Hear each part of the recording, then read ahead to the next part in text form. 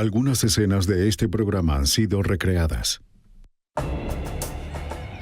Los condados rurales del sur de Ohio son perfectos para las actividades al aire libre. Pero la tranquilidad de esta comunidad discreta fue deshecha en 1989, cuando un francotirador asesinó a un amante de la naturaleza sin ninguna razón. Fue solo el primero de una serie de asesinatos al azar. Oculto a lo lejos, tras un rifle de largo alcance, un hombre enloquecido estaba cazando a humanos a lo largo de las carreteras del condado de Ohio. La evidencia se acumula, no tiene sospechosos evidentes. El centro de comercio es bombardeado. Ted Kaczynski es arrestado. Fugitivo a un prófugo. Los archivos del FBI.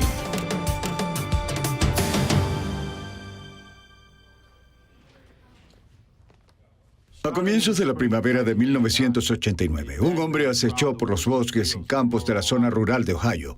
Era un cazador. Un rifle de largo alcance fue el arma de su elección. Pescadores y corredores fueron sus presas. El cazador iba lejos, atacaba al azar y no dejaba pistas. Era tan elusivo como letal. Los investigadores sabían que tenía que ser detenido, pero ninguno sabía cómo. Soy Jill Armstrong, exdirector del FBI en Nueva York.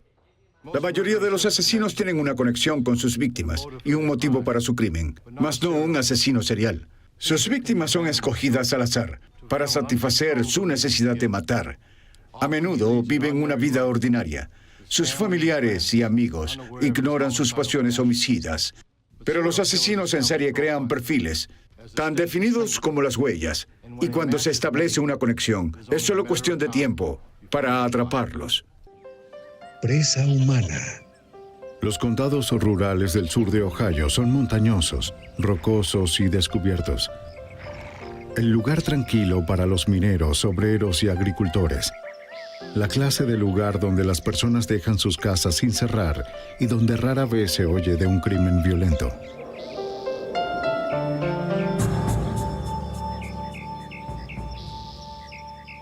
El 1 de abril de 1989, Donald Welling, de 35 años, hizo lo que solía hacer los sábados. Salió a trotar por las calles del condado de Tuscarawas. Su tranquilo recorrido matutino terminó con solo un disparo. La bala del rifle destruyó el corazón de Welling, matándolo al instante. Las autoridades locales no pudieron encontrar ningún motivo y tampoco evidencia. El rifle jamás fue hallado.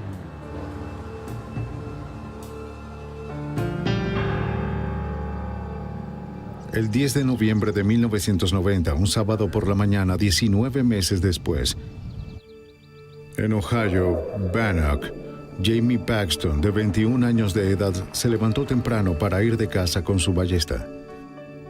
Después de dejar su ballesta en el auto, dio un paseo a través de la hierba a un lado de la ruta estatal 9.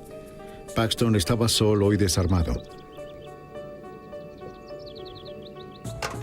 No se dio cuenta de la camioneta roja que se detuvo a corta distancia.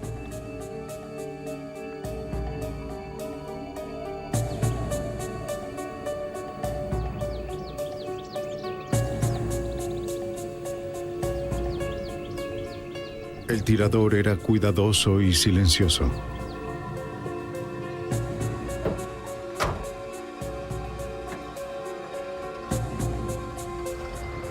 Jamie Paxton recibió 3 disparos con un rifle de largo alcance. No hubo testigos.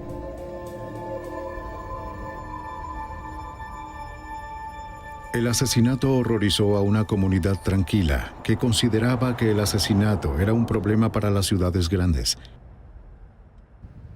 Los accidentes de caza no son comunes en el sur de Ohio, pero el alguacil del condado de Belmont, Tom McCord, supo de inmediato que este no lo había sido. Al ver más de una herida, supimos que no podía ser un accidente. Una muerte accidental de cacería solo se genera por un disparo.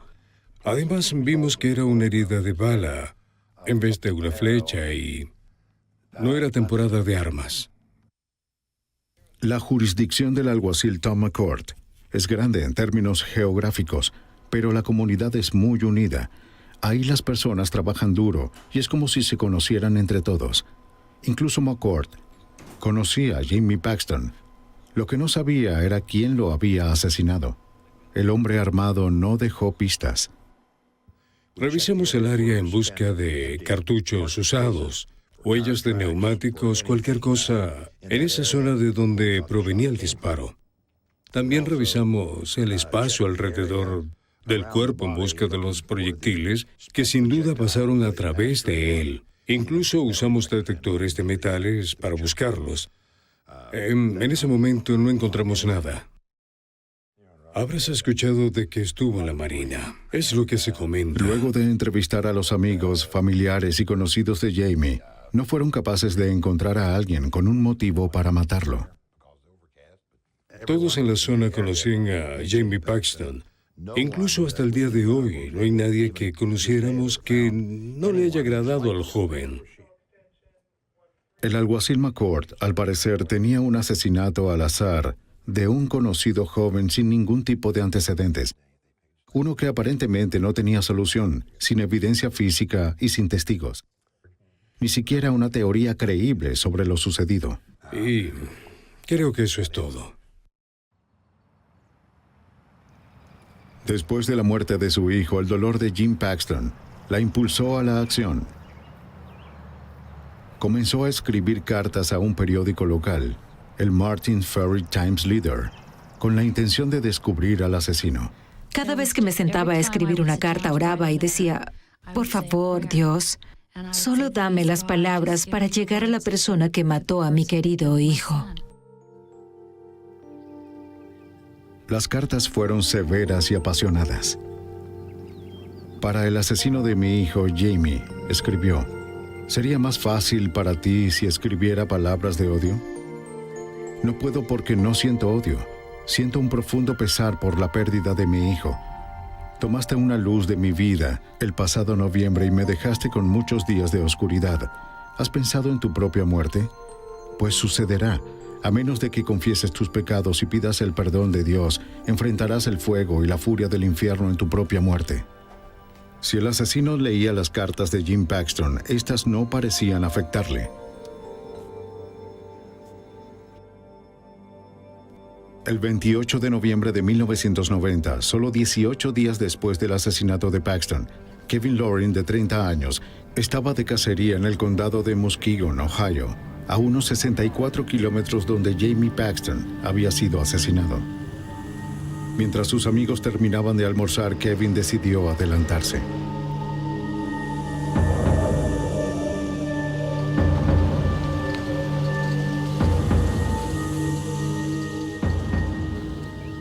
Al caminar por el campo listo para cazar, Loring se convirtió en la presa, ignorando que se dirigía hacia la mira del asesino.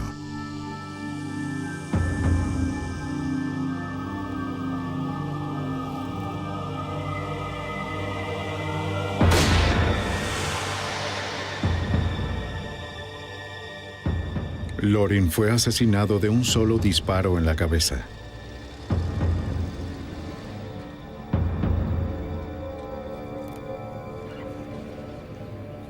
El asesino tuvo el cuidado de cometer sus asesinatos en diferentes condados para frenar una investigación que se llevaría a cabo en cientos de kilómetros rurales. El resultado: los investigadores en el condado de Muskegon no estaban al tanto de las otras víctimas del francotirador en los condados cercanos. Concluyeron que la muerte de Loring tal vez había sido un accidente de caza. Jim Paxton nunca se rindió. Siguió escribiendo durante 1991, decidida a hacer aparecer al asesino de Jamie. Siempre sentí que sí podía hacer llegar mis cartas a las manos de la persona que mató a mi hijo. Pensé que podría conseguir que me dieran una respuesta. Y resultó que estuvo en lo cierto. Soy el asesino de Jamie Paxton, decía la carta. Jamie Paxton Era un completo extraño para mí. Nunca lo había visto en mi vida y nunca me dijo una palabra aquel sábado. Asesiné a Paxton por un impulso irresistible que se ha apoderado de mi vida. Supe al salir de mi casa aquel día que alguien moriría por mi mano. No sabía quién o en dónde. Luzco como los demás, con una familia, un trabajo y un hogar como usted.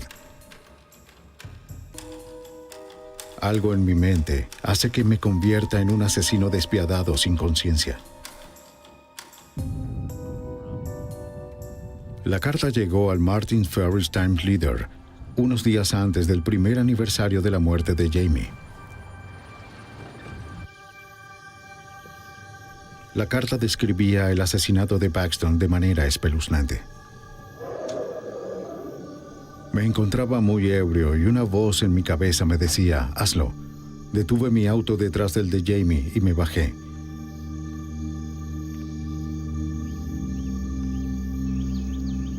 Jamie comenzó a caminar muy despacio colina abajo hacia la carretera. Levanté mi rifle hasta mi hombro y lo alineé en la mira. Me tomó al menos 5 segundos para apuntar con cuidado. Mi primer disparo no estaba alineado y le dio en el pecho, gimió y cayó. Quería asegurarme de que estuviera muerto, así que le disparé la segunda vez entre su cadera y el hombro mientras estaba boca abajo contra el suelo. Tiré del gatillo y le di en la rodilla. 5 minutos después de dispararle a Paxton, estaba bebiendo una cerveza e hice desaparecer de mi mente todo lo que había hecho. Dejé de pensar que le disparé a Paxton, sino a una botella en el basurero. Sé que me odias con todo tu ser y tienes derecho. Pienso en Jamie cada hora del día, al igual que usted. Para el alguacil McCourt, la carta fue un comienzo, evidencia que podría conducir al asesino. Pero necesitaba más, la máquina de escribir que usó para redactar la carta y un arma. Mientras los investigadores buscaban, el asesino continuó con su propia cacería.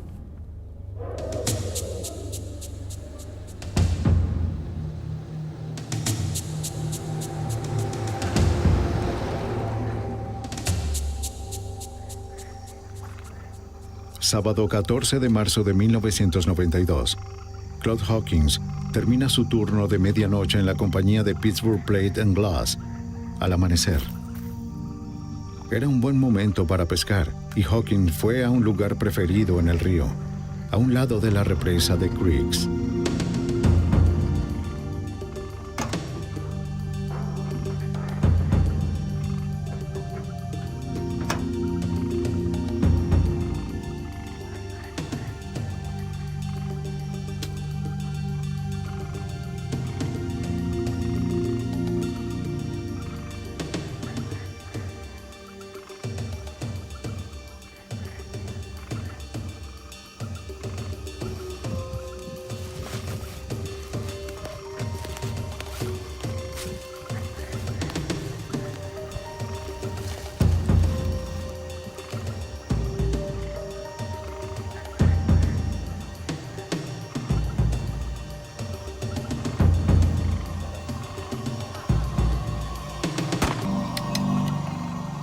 Hawkins tenía una esposa y 4 hijos.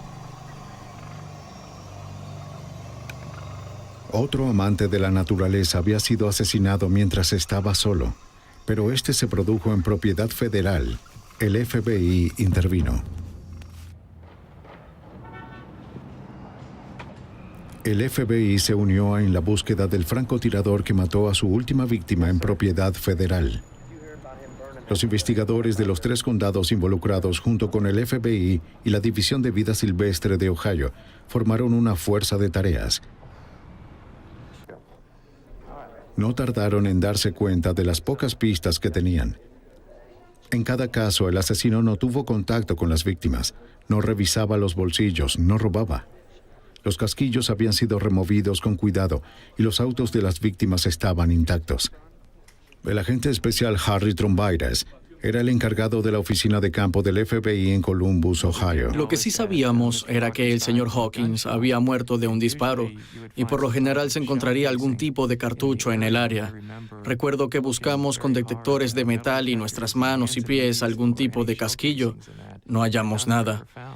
Se trataba de que teníamos a alguien que fuera tan consciente de la evidencia como para recoger los cartuchos después de que disparaba y mataba a alguien. Estábamos lidiando con un tipo de persona diferente.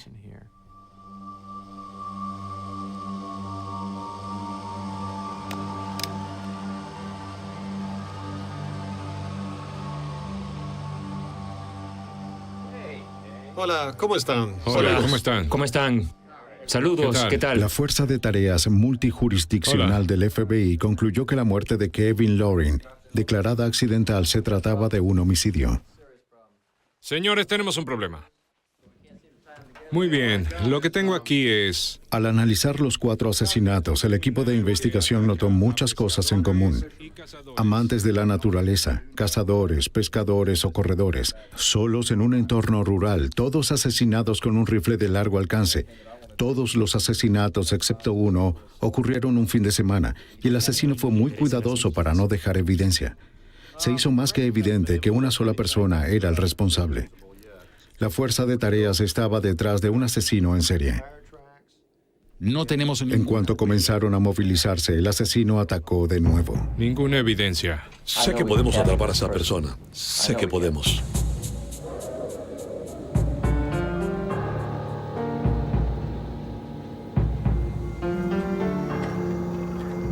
10 días después de la reunión de la Fuerza de Tareas, el 5 de abril de 1992, el trabajador siderúrgico Gary Bradley, de 44 años, salió de su hogar en la cercana Virginia Occidental para ir a pescar en el condado de Noble.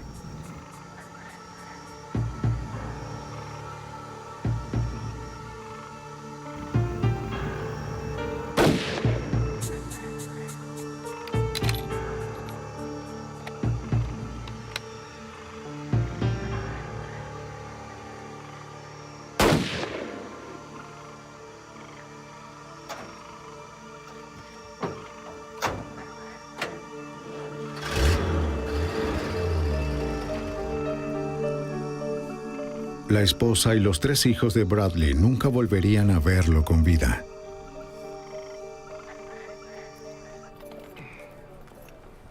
Hola, Dane. La Fuerza de Tareas tenía otro asesinato. El francotirador Vial tenía que ser detenido. La unidad quería conocer más de la personalidad del francotirador. Le pidieron al FBI que elaborara un perfil psicológico del asesino en serie. Tal descripción sería de mucho valor para rastrearlo. Sí, muy bien. Tal vez encontremos algo que... El mayor Dane Shariak, de la oficina del alguacil del condado de Coshocton, dirigió la Fuerza de Tareas. Después de haber determinado la posibilidad de que estos hechos estuvieran relacionados, el FBI de Columbia organizó una reunión para que la unidad de análisis de conducta viniera al estado y tuviera una conversación con los 5 investigadores de los 5 condados acerca de estos homicidios. La unidad de análisis de conducta del FBI en Quantico, Virginia, puede esbozar con precisión perfiles de personalidad de un individuo a partir de las pistas escasas. Larry Ankrum es un miembro de la unidad de análisis de conducta asignado al caso del francotirador Vial. Estudió toda la evidencia disponible, los informes de investigación de los 5 asesinatos y, sobre todo, la carta que el asesino le escribió a Gene Paxton. La noche que regresé a Quantico y revisé estos casos más a fondo, obtuve un perfil formal. Probablemente buscábamos a un hombre blanco, un individuo inteligente, un amante de la naturaleza, alguien que se sintiera cómodo estando en el bosque. Una persona que tal vez estaba reaccionando a algún evento significativo en su vida que no estaba saliendo bien en ese momento. Nos pareció obvio que estábamos lidiando con la mentalidad de un francotirador, alguien que no quería confrontación, alguien que actuaba desde lejos, y esto es algo que vemos a menudo en los pirómanos. Debíamos buscar algunos tipos de actividades diferentes en la que podía estar involucrado, como alguna discusión, disparar a las ventanas o a los neumáticos de los autos, maltrato animal o un incendio provocado.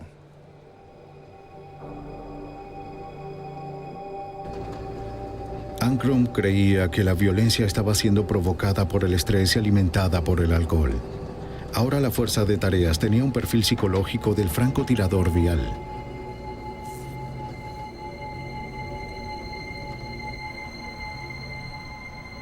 Y tenían su carta.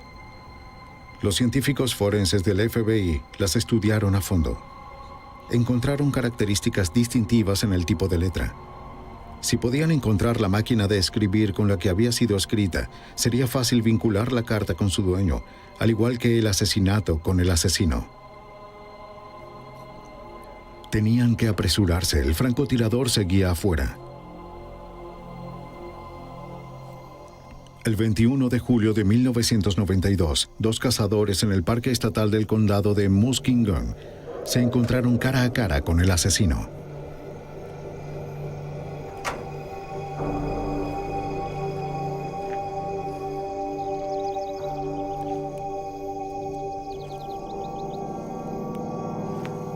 Mientras se movían entre los arbustos, uno de ellos notó algo aterrador.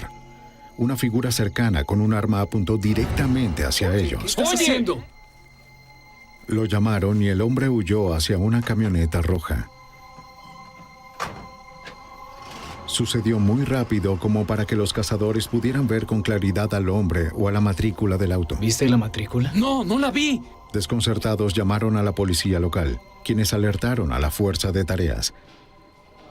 Necesito que pongan todo esto en orden. Durante 1992, desesperados por atrapar a un hombre que seguía listo para matar, la fuerza de tareas investigó y descartó a más de 100 sospechosos. En agosto de 1992, después de 3 años, la investigación había llegado a un callejón sin salida. La unidad estaba desesperada por obtener información y decidió hacerlo público.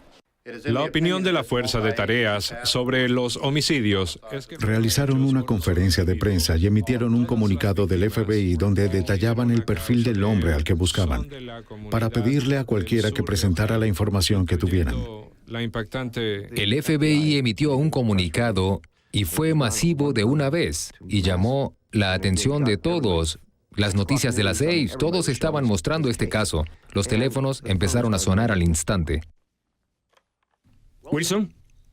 Una de esas llamadas, recibidas en la sede de la Fuerza de Tareas el 26 de agosto de 1992, les dio una pista. La persona que llamó se llamaba Richard Fry. Dijo que pensaba que la Fuerza de Tareas debía averiguar sobre Thomas Dillon, un amigo de la secundaria. Dillon. Los investigadores tenían un nombre y a alguien dispuesto a hablar. Un miembro de la Fuerza de Tareas se reunió con Richard Fry en una parada en la Ruta 77. Fui a la secundaria con él, crecimos juntos. Allí Fry le habló sobre su viejo amigo, Tom Dillon.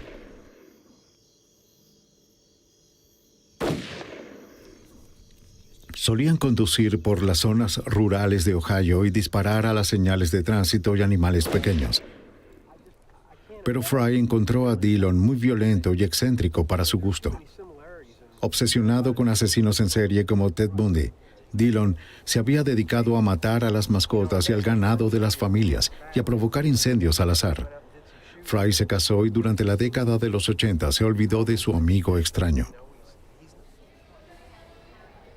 Pero en 1989, Fry se encontró con Thomas Dillon en una exhibición de armas en Cleveland. ¿Tom?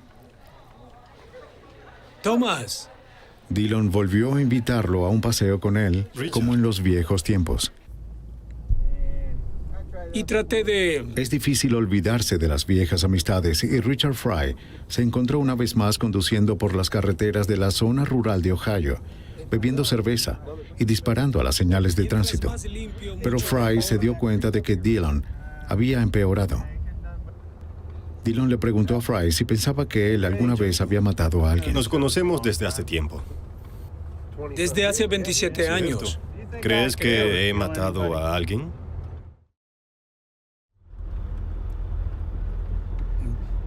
Tom, como dijiste, nos conocemos de hace años. Discutió cómo se saldría con la suya con asesinatos al azar, incluyendo la táctica de matar en diferentes condados para confundir a los investigadores. No podrían relacionarlos. Y al ser al azar, no tendrían ninguna pista. Era alguien normal, el típico... Fry dijo que cuando leyó el comunicado de prensa pensó al instante en Tom Dillon. Dio una descripción de Dillon, incluyendo el auto que conducía, una camioneta roja igual a la que habían visto los cazadores. Sí, de hecho es roja. El teniente Walt Wilson, de la oficina del alguacil del condado de Tuscarawas, era miembro de la fuerza de tareas. Su trabajo consistía en investigar las pistas y datos que llegaban con más frecuencia a medida que se esparcía el comunicado de prensa. Concluyó que Tom Dillon se ajustaba al perfil del FBI y que debía ser investigado. Comencé a seguir la información que el señor Fry nos había dado. Fui al lugar de trabajo de Tom Dillon en la ciudad de Kenton. Dillon había estado trabajando durante 12 años como dibujante en la compañía Kenton, Ohio Water Works. Wilson buscó el horario de trabajo de Tom Dillon para comparar los días libres de Dillon con las fechas y horas de los asesinatos. El propósito era eliminar a Dillon como sospechoso, pero no pudo. Descubrió que Dillon no trabajó los fines de semana cuando la mayoría de los incidentes ocurrieron, aunque eso no probó nada. Sin embargo, hubo 2 días en los que él había salido del trabajo y que llamaron la atención de Wilson. El 21 de julio de 1992, el día en que los cazadores vieron a un hombre apuntándoles con un rifle, y el 28 de noviembre de 1990, el día en el que Kevin Loring fue asesinado. Dillon podía ser la persona que buscaban. Mientras los otros miembros de la fuerza de tareas daban seguimiento a cientos de pistas, el detective Wilson comenzó a vigilar a Thomas Dillon. Quizás Dillon regresaría a las escenas del crimen o guiaría a los investigadores a más pistas. La vigilancia comenzó en octubre de 1992. El detective Wilson siguió a Tom Dillon en sus excursiones de fin de semana, conduciendo por las carreteras del sur de Ohio. Los días libres de Tom comenzaban a las 7 de la mañana. En especial, usualmente los del fin de semana. Salía de su casa y a veces se detenía en una tienda para comprar cerveza. Después se dirigía al sur, hacia otros condados, conduciendo por vías secundarias y también remotas. El 10 de octubre de 1992, mientras seguían a Dillon, Wilson perdió el rastro del vehículo del sospechoso. Mientras Wilson daba vuelta en una esquina, se encontró cara a cara con Thomas Dillon. Ante la posibilidad de ser descubierto, Wilson tuvo que pensar rápido. Lo saludé, me saludó y seguimos adelante. Se detuvo al final de la calle para ver si iba a quedarme allí o no.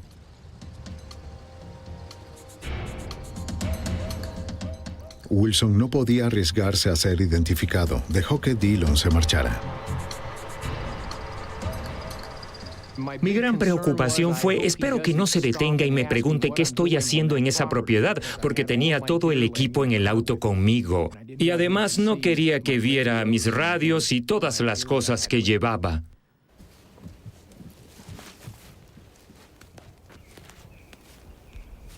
Unos días después, Larry Oler, de Barnham, Ohio, estaba cazando a unos 130 metros de una carretera en el condado de Tuscarawas. Oyó un auto detenerse. A través de los árboles vio a un hombre fornido y blanco. El individuo levantó un rifle.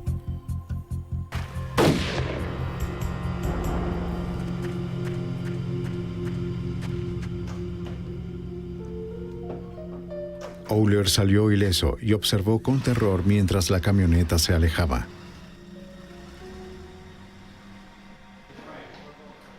Aunque la descripción de Oler se parecía a la de Dillon, no pudo hacer una identificación positiva. La unidad se dio cuenta de que Thomas Dillon era su sospechoso más probable. Su vigilancia tendría que ser reforzada. Durante octubre y noviembre de 1992, el FBI coordinó una gran operación de vigilancia aérea y terrestre. Observaron a Dillon disparando a señales de tránsito y rompiendo ventanas de autos con rocas, el tipo de vandalismo descrito en el perfil del FBI. Pero si arrestaban a Dillon por vandalismo, podrían no reunir la evidencia necesaria para arrestarlo por los asesinatos. Es difícil seguir a alguien en una carretera despejada en plena luz del día. Había mucho en juego. Si Dillon intentaba otro asesinato y el FBI no estaba en el lugar correcto, podrían tener otra víctima. Si arrinconaban mucho a Dillon, podrían ser descubiertos y Dillon se escondería. La vigilancia terrestre tenía que guardar distancia de Dillon. Sigan su rastro. El agente Trombayras y el capitán Shryock dependían de la vigilancia aérea como sus ojos y oídos. Actuarían si algo sucedía. Sigue conduciendo, no se ha desviado. Un día el equipo de vigilancia se enfrentó a su peor temor. Trombayras y Shryock estaban muy lejos de Dillon cuando la vigilancia aérea envió una alerta. Cerca de Dillon, en la carretera, se encontraba la víctima perfecta de un francotirador, un corredor. Esta vez una mujer sola, en un entorno natural. Si Thomas Dillon era el asesino, la corredora sería una víctima irresistible. ¡Vayan tras él! Muy bien. Trombayras y Shryock se pusieron nerviosos. Esperando lo peor, se dieron prisa. Dillon también siguió justo hacia la corredora. Sí, está muy cerca de ella. ¿Qué tan cerca? ¡A pocos metros! ¡Va por ella! Conduciendo a toda velocidad, Trombayras y Shryock le preguntaron desesperados a los agentes en el avión en dónde estaba y si se estaba deteniendo. Les respondieron, Dillon se está acercando. No hay nadie alrededor. Los agentes aceleraron aún más. Otro mensaje desde el avión. Dillon se está deteniendo cerca de ella. Los agentes contuvieron la respiración.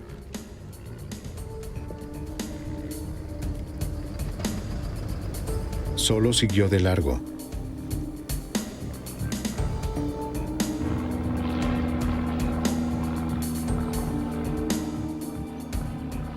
La sensación de alivio duró pocos segundos. El avión comunicó por radio que Dillon dio un giro a la derecha, hacia un camino más corto. La unidad aérea se quedó con él dirigiendo a Trombayras y Shryock hacia dónde ir. Es cierto, sigue ahí. Luego volvió a girar a la derecha. ¿Estaría intentando regresar? ¿Volvió a girar a la derecha, lo ven? Negativo, no lo veo. Le preguntaron al piloto si la corredora seguía allí. ¡Vamos, vamos! Dillon continuó doblando en cada esquina hasta que regresó al camino. Su giro en U preocupó a los agentes. Estaba volviendo por ella. Otro giro. Va por ella. Trombayras gritó por su radio, ¿dónde está la corredora? Y respondieron, no podemos ver a la corredora. Pero los agentes sabían que ella tenía que estar en un lugar cerca de Dillon. Si él la volvía a ver, estaban seguros de que la mataría. ¿Qué está haciendo? Se está deteniendo, se está deteniendo.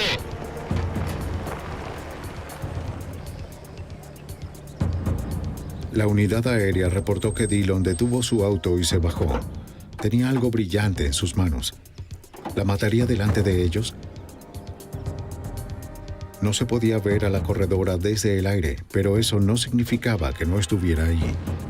¿Qué está haciendo? Los agentes en el auto oyeron disparos y temieron que Dillon hubiera atacado de nuevo mientras lo vigilaban. Pero el avión informó por radio que Dillon estaba disparando a una señal de alto. La corredora se había salido del camino. Estaba a salvo sin saber de su encuentro cercano con Thomas Dillon. Eso creo. El juego del gato y el ratón comenzó a agotar a los miembros de la fuerza de tareas. Había mucha presión. Nos preguntábamos si este sujeto saldría a matar a alguien y no seríamos capaces de detenerlo. Y sabíamos de la probabilidad de que él fuera el responsable. Uno trabaja de 14 a 16 horas diarias viviendo en un auto, bebiendo exceso de café y comiendo mal. Es abrumador, mucha tensión. Pero la red siguió cerrándose en torno al sospechoso.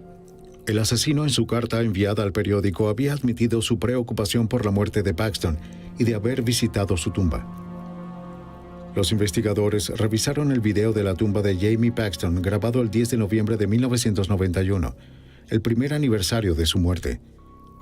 Mucha gente presentó sus respetos aquel día, pero la curiosidad más que el respeto fue la agenda de un visitante fotografiado, Thomas Dillon. Los investigadores reconocieron de inmediato al hombre que habían estado siguiendo. Sin duda, él era el francotirador, pero para conseguir su condena necesitaban evidencia sólida para incriminarlo. Tiene que salir en algún momento. Ahí está. Después del segundo aniversario de la muerte de Jamie Paxton, en 1992, la vigilancia observó a Thomas Dillon ingresando al edificio del Times Leader. Compró una copia del periódico anterior con todos los detalles del funeral de Paxton. El FBI tenía evidencia circunstancial sólida sobre Thomas Dillon, pero carecían de evidencia física como una bala, una pistola o una máquina de escribir para vincularlo a solo una de las víctimas.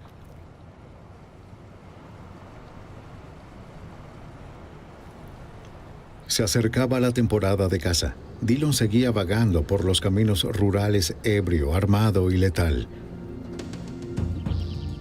Las comunidades del sur de Ohio habían sido aterrorizadas durante 3 años. La gente temía salir de sus hogares, pero trataban de llevar una vida normal. Tenían que sacar a Dillon de las calles. La fuerza de tareas sabía que Dillon había tenido problemas en el pasado por posesión ilegal de un silenciador y tenía prohibidas las armas de fuego, una estipulación que violó claramente durante sus actos de vandalismo. No había otra opción para la fuerza de tareas. Tenían que arrestar a Thomas Dillon antes de que asesinara de nuevo. Pero el plan no era solo arrestarlo por posesión de armas, sino convencerlo de que fue atrapado en el acto y hacerlo confesar sus asesinatos. Al carecer de evidencia balística y tener solo un cargo menor por posesión de armas contra Dillon, el FBI necesitaba con urgencia obtener una confesión. Trombairas tenía un plan. Ya que sabíamos cuál era su rutina a través de la vigilancia y que después de dejar su residencia estaría en el supermercado al que va todos los días antes de irse y que luego conduciría alrededor de 600 kilómetros, trataríamos de estar cerca del supermercado. Había un edificio de oficinas ubicado justo al frente que ocupamos. Nos quedamos en el sótano.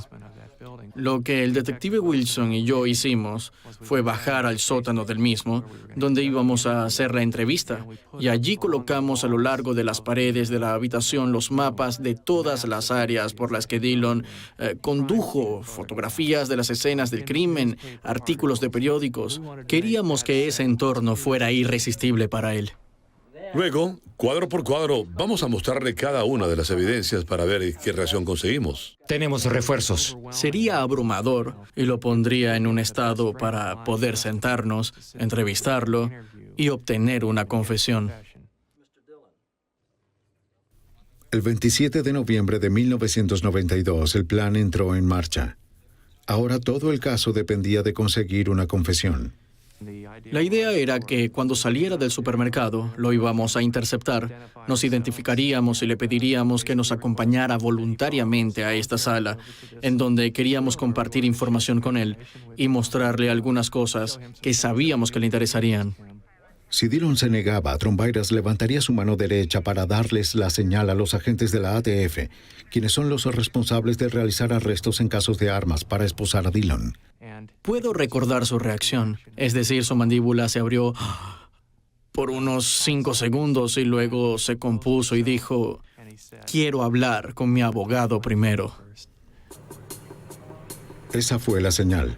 Trombairas dio la señal y los agentes de la ATF intervinieron y arrestaron a Thomas Dillon. Dillon no se percató, pero fue una derrota amarga para el FBI. Trombairas pensó que había fallado. A pesar de toda la evidencia que había reunido, a pesar de su certeza de que tenían al francotirador vial, temía que alguien que había asesinado 5 veces fuera liberado en poco tiempo por un cargo menor de armas. En el momento del arresto de Dillon, otros miembros de la Fuerza de Tareas estaban ejecutando una orden de allanamiento en la casa de Dillon. Al fin, el FBI sintió que encontrarían la evidencia física que tanto necesitaban para vincularlo de una vez por todas con los asesinatos. Pero no fue así. Para su sorpresa, los investigadores no encontraron nada para incriminarlo, salvo algunos mapas con lugares marcados con incendios y sitios vandalizados. Dillon se rehusaba a hablar. Lo estaban reteniendo, pero no había nada que pudieran hacer. Ya todo se había acabado, hasta que dijo que quería hablar con su abogado, por lo que regresamos al restaurante y bebimos una taza de café y de repente nos dijo que quería hablar con nosotros. Así que Walt y yo nos subimos a nuestro auto y llamamos a la cárcel del condado de Stark. Trombayras y Wilson confrontaron a Dillon con una evidencia tras otra, fotografías, cintas de videos, recortes de periódicos mostrando su relación con los asesinatos. Sacaría una evidencia a la vez y se la mostraría. Y como lo habíamos sospechado, estaba muy interesado en la información que teníamos. Las imágenes de la vigilancia, las fotos de la escena del crimen, los disparos a los animales que encontramos a lo largo de las carreteras y eso. Se podía notar que él estaba fascinado con eso. Fascinado, pero sin hablar, Dillon dijo que no serviría de nada admitirlo ahora. Otro callejón sin salida para el FBI. El abogado de Dillon argumentaba que se le debía perdonar la cárcel por el cargo de armas. Ahora, a menos de que surgiera algo, Thomas Dillon tendría que ser liberado. Muchas gracias a los medios de comunicación por haber venido hoy. Ahora la unidad especial estaba luchando contra el reloj. Desesperados por evidencia física, realizaron otra conferencia de prensa recurriendo al público por cualquier información sobre armas que pudieran haber comprado o vendido a Thomas Dillon.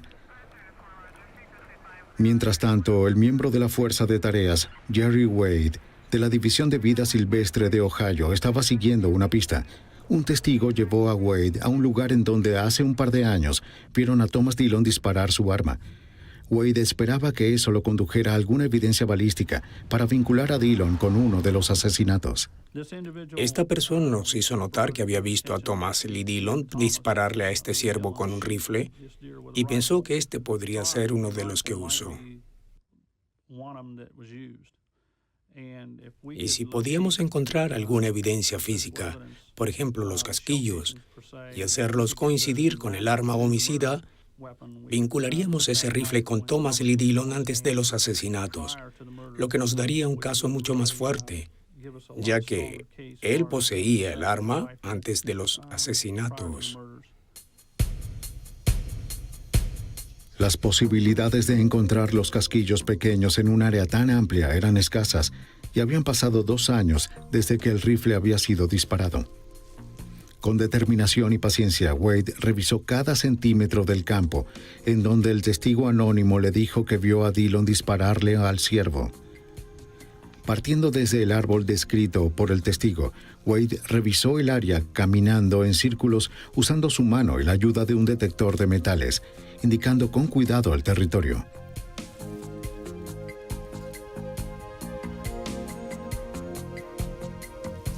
Milagrosamente, Wade hizo un gran hallazgo. Encontró 2 casquillos de balas de rifle que serían identificados como provenientes de la misma arma usada para matar a Gary Bradley y a Claude Hawkins. Al fin, una conexión física con los asesinatos. Sentía que celebraba. No podía creer que los hubiera hallado después de tanto tiempo, desde el tiroteo y el incidente. Además, que la persona no supiera la ubicación exacta del árbol. La escena había cambiado desde que él estuvo allí. Eliminaron una hilera de vallas del área. Me sentí muy afortunado de encontrarlos y sentí que era el momento de celebrar. Es como si me hubieran dado un regalo. Mientras tanto, la publicidad de la conferencia de prensa pidiendo ayuda al público estaba a punto de dar resultado.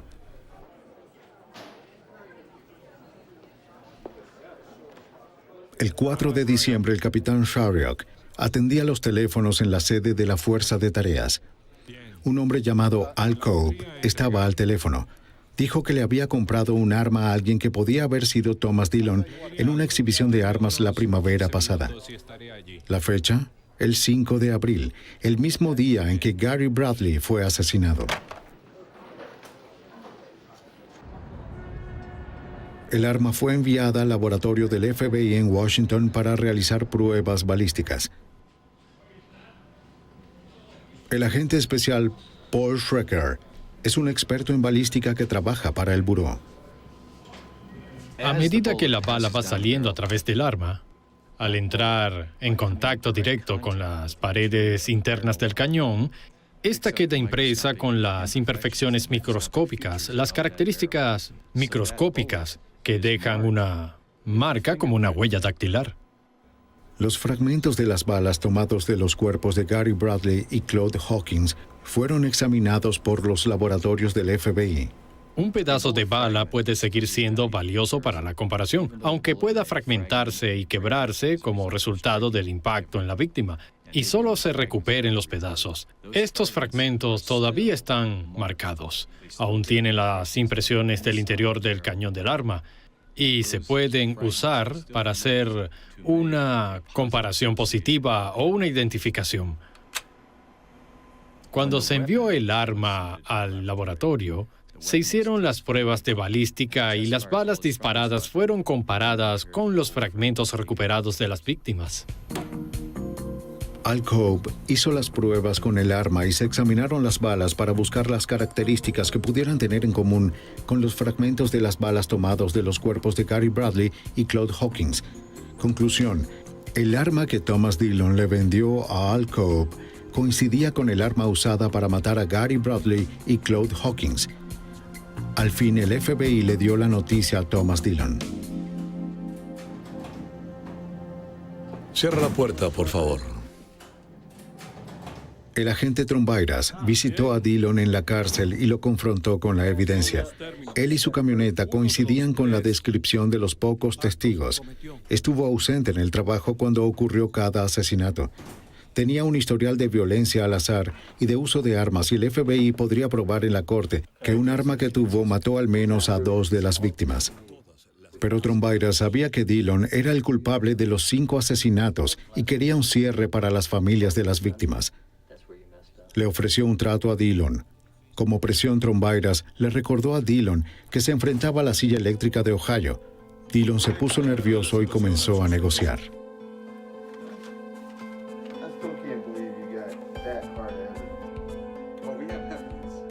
Thomas Dillon se reunió con los fiscales en junio de 1993. Acordó admitir los 5 asesinatos si la pena de muerte se descartaba como posible sentencia.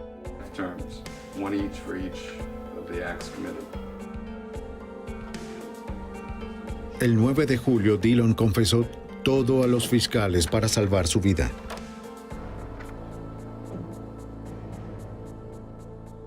El 12 de julio de 1993, Thomas Dillon entró sonriente a la corte del condado de Noble para hacer su declaración. En este momento, señor Dillon, ¿cómo se declara en la primera acusación en el caso número 93R4 que implica la muerte de el cargo de homicidio agravado relacionado con la muerte de Gary Bradley? ¿Cómo se declara? Culpable. Con las familias de las víctimas observando, Dillon confesó haber asesinado a Donald Welling, Kevin Lauren, Claude Hawkins, Gary Bradley y Jamie Paxton. Seguía sonriendo y sin arrepentirse cuando salió de la corte.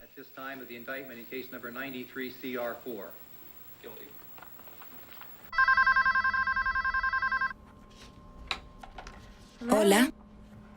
Hola. Jolene. Es Thomas. Sí. La actitud arrogante de Dillon fue detallada por la periodista local, a quien Dillon llamó varias veces desde la prisión, asombrándose de su propia violencia, deleitándose con su fama y riéndose de los asesinatos. Excepto de uno. No hablaría del asesinato de Jamie Paxton. No, olvídalo, ¿sí? Olvídalo. Jim Paxton, la madre de Jamie, estuvo en la corte el día en que Dillon se declaró culpable. Solo quiero hablar con él sobre Jamie, la clase de persona que Jamie era. Jamie fue todo lo que Thomas Dillon nunca podrá ser. Dillon es un cobarde, se escondió detrás de un arma y Jamie no era así. No sabía que él estaba viendo eso en el noticiero de la noche y eso lo enojó mucho. que lo llamara un cobarde patético. Hablamos con él sobre el arrepentimiento y cómo se sentía respecto a estos homicidios, y lo único que dijo que en verdad le molestaba era el de Jamie Paxton. Dijo que no se había dado cuenta de que era tan joven.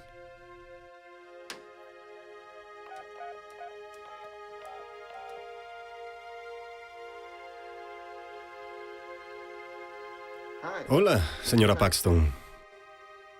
Es Thomas Dillon.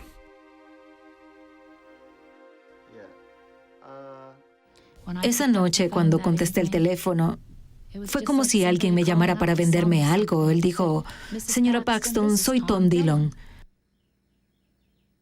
Fue lo que pude comprender, el tono de su voz, la manera en la que habló, aún se mostraba arrogante. De verdad hirió mis sentimientos esta tarde cuando me llamó cobarde. Dillon le dijo a Jim Paxton que cuando lo llamó cobarde había herido sus sentimientos. Pienso que no obtuvo lo que él esperaba de mí. Creo que Thomas Dillon podría haber manejado el llanto, los gritos, los sobrenombres, las maldiciones, todas esas cosas. Creo que él podía manejarlo, pero yo no me reduje a ese nivel. Le hablé como madre y pude comprender todo lo que le había pasado a Thomas Dillon. Bueno, lo entiendo. Sí. Después de 3 años, Jim Paxton se sintió reivindicada. Me sentí realmente bien. Salí de la casa por la puerta del frente y por primera vez en 3 años sentí que era libre. Me liberé de Thomas Dillon. Sentí que lo había derrotado con palabras y lo hice todo por Jamie. Thomas Dillon dejó en claro que no quería ir a la prisión de Lucasville, la más difícil de Ohio. Así que Jim Paxton, a través de una petición, se aseguró de que Dillon fuera enviado a donde se le dijo. En agosto de 1993, Jim Paxton ganó un acuerdo de fallecimiento de $25 millones en contra de cualquier dinero que Dillon pudiera ganar en el futuro. La esposa de Dillon había estado tratando de vender su historia a Hollywood. Paxton y el senador estatal Bob Nye aprobaron la cláusula Paxton, que prohíbe que los asesinos o sus familiares se beneficien del crimen. Thomas Dillon permanece en la prisión de Lucasville. Podría salir en libertad condicional en 165 años.